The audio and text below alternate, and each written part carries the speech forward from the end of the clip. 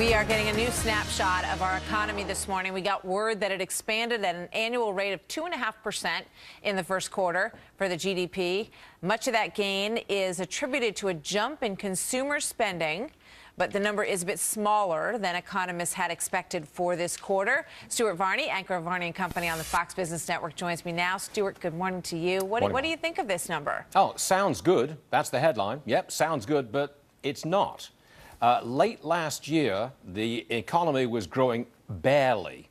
Now we've got a 2.5% annualized growth rate. Again, it sounds good, but it really is not. In fact, this may be the high point for the entire year. This may be as good as it gets because all kinds of tax increases are beginning to bite.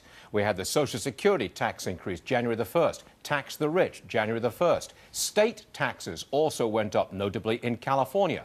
Then we've got the sequester cuts. All of this is taking money out of the economy, and it will reduce the growth rate for the rest of the year. Economists are basically saying our spring hopes have been dashed yet again, third year in a row. Not good numbers today. What's the market reaction likely to be to this? And, you know, is it a sign? Because no doubt the administration will feel pretty good about this number, and they will have an argument that it is a part of a real recovery, that we just have to be patient, that some of the numbers are improving, the housing numbers are improving. That's my guess at what they would likely say in response. Okay. 2 points. Number one, you asked how the market's going to react. Well, the market's going to say, this is not a very good report, therefore Ben Bernanke will keep on printing money. So don't expect any kind of sharp stock market decline on this news.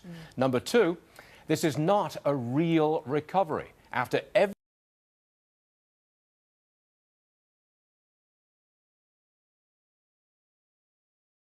three-month period where the growth rate has hit 4%. That's it.